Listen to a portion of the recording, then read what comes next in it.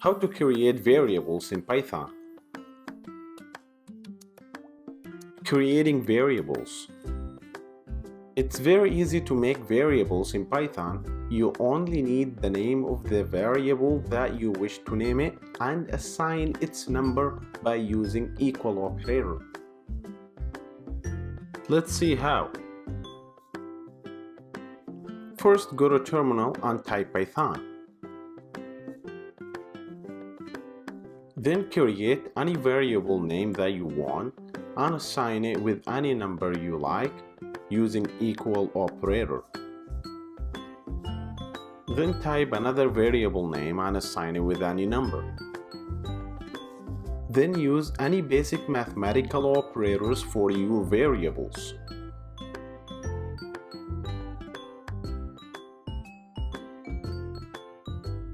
As you can see here, it works well.